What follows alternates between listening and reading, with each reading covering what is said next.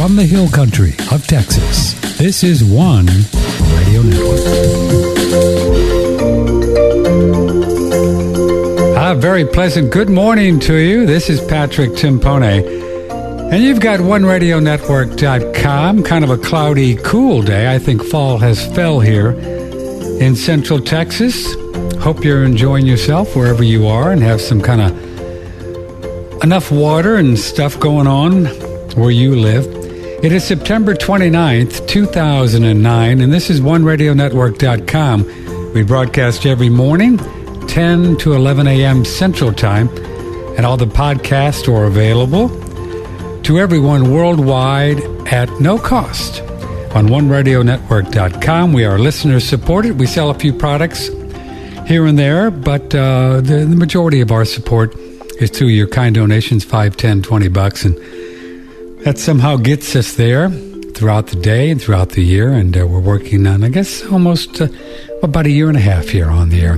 Tomorrow, Andrew Goss and the Real World of Money, our weekly jaunt into that curious world of how money really works with the powers that be. It's kind of fun, and the people that own the Federal Reserve Bank of New York. And then on Thursday, the doctrine of signatures and how this all, it's so fascinating. Like if you look at the leaves of a ginkgo leaf, for example, they're shaped like the brain. And there's a lot of these things in food. So we're going to talk about the doctrine of signatures on Thursday. This morning, a guest that we've been looking forward to. And matter of fact, we also have emails in front of us because you've been looking forward to visiting with Clif High of Half Past Human. And he's got, as George Ure calls it, the rickety time machine up in the northwest part of the world, where they do some pretty exciting stuff with linguistics and the future and forecasting and stuff. And well, Mr. High, thanks for getting up early for us. Well, actually, I was awake anyway, so it's not a problem. Oh, you get up early and crank up the rickety time machine, do you? Exactly. I'm one of those people who's usually at work by about 5:30 to 6, something like that. Yeah. And what's going on up the northwest? Anything exciting? Nice weather?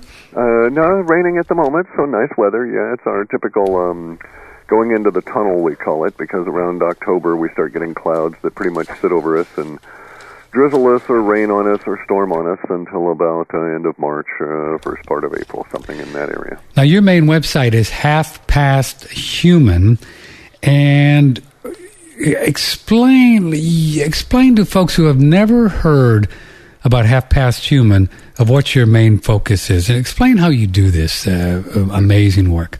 Sure. Basically, we operate on the theory that everybody is psychic to some degree, whether they are aware of it or not. And even if they are aware that they're psychic, they may not be aware of every psychic impression that comes through their mind. But we think that those psychic impressions leak out in their day-to-day conversations in the choice of words that they make that are different from their usual lexicon. So everybody on the planet has a usual weekly lexicon or group of words that they would use that would be from 11,000 words to 20,000 words, depending on their expertise and the demands of their work. Mm-hmm. And when people step outside of that usual lexicon, because they may know 100,000 words or more, it's just interesting. What motivated them to choose this word in response to a question about an ordinary subject as opposed to some other word? And so we think that what's going on is that the psychic impressions are being leaked out in their choices of words. And we go on out, I actually have software that does it all, that scoops up hundreds of millions of words out of the internet, and we just sort of like compress them and put them through these various different processing and boil them down to a thick syrupy mass, and then we start looking at them from an archetype level, and we're able to make forecasts based on how the language is changing on a sort of a day-to-day, week-to-week basis.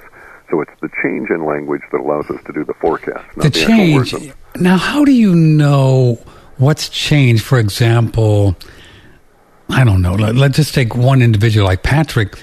How does your software, Clif High, know what Patrick is using in the form of different words over the last couple of months? How would you know that? Well, we wouldn't, and we wouldn't really care. It works the other way. We wouldn't care what Patrick says because we don't care what individuals say, but we care what is being said. So, for instance, you're just an avid dahlia gardener. You just love them flowers. Right. And so you're always writing on the internet about your dahlias. But in a week-to-week basis, the language you use will shade and tend to change. And we'll pick it up because we'll go out and read a bunch of language, and we'll have all these words associated with dahlias. And then the next time we read the words and we have new words associated with dahlias, we say, aha, there's a difference here. Why is that? What does this mean?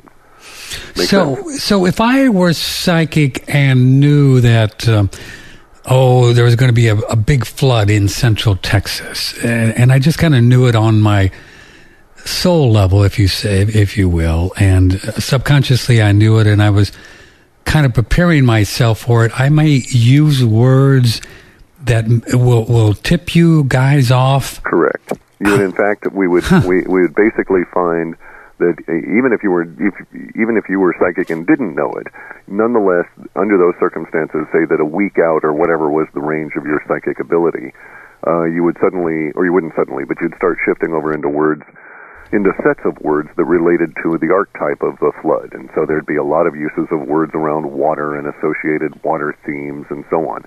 And it's not quite as straightforward as you using the word flood, but you may use inundate in a conversation about something that doesn't really technically involve water, but nonetheless the word inundate would be there, like, in a sense, I was inundated by the pollen from the dahlias, that kind of thing, right? Really? As opposed to I was covered by the pollen from the dahlias. And it's those sort of subtle, that's a rather blatant one, but there are shifts like that give us the indication as to which way the things are going to go. And so if we suddenly start seeing a lot of language about inundation and floating and, covered by water, blanketed by water, etc., we get into all these archetypes when they're all collected into a thick syrupy mass of several millions. It makes an impression on us when we're looking at it and we say, aha, flood coming. Let's invite the listeners in. 888-663-6386. 663-6386. We'll put you on hold, and you'll be able to hear the program on hold, and then we'll just pick it up live. We have emails, patrick@oneradionetwork.com. Well, what if Patrick were so psychic to the ability that he kind of knew there was going to be a flood consciously? And then I start saying to my neighbors on my little chat or whatever, my blog, I'm really going to get to higher ground and blah, blah, blah. I'm going to put away food. What does that do to what your machine picks up? Well, it doesn't really alter anything. It's through that conscious level of word use, it's not really possible to influence what we do. Because, for instance, there's always conversations about people going to high ground for one reason or another in some part of the planet. There's always conversations about storing food. So you may have actually, because you've got the idea of the flood coming, you may have actually been motivated to speak a bit more about it, so there might be a little bit more verbiage about those two subjects. But unless it was millions of Patricks, it's not really going to show up as an impact on our work. It's not going to show up, like you say, unless there was a lot of people that were talking about it. Bear in mind that a typical report for us runs about 50 pages, more or less. And that 50 pages is composed of the boiling down perhaps 100 to 110 or 120 million reads. Wow. Each read will bring back around 2,000 to 5,000 words, depending on what's available at the time that it found its keyword from which it's doing that read.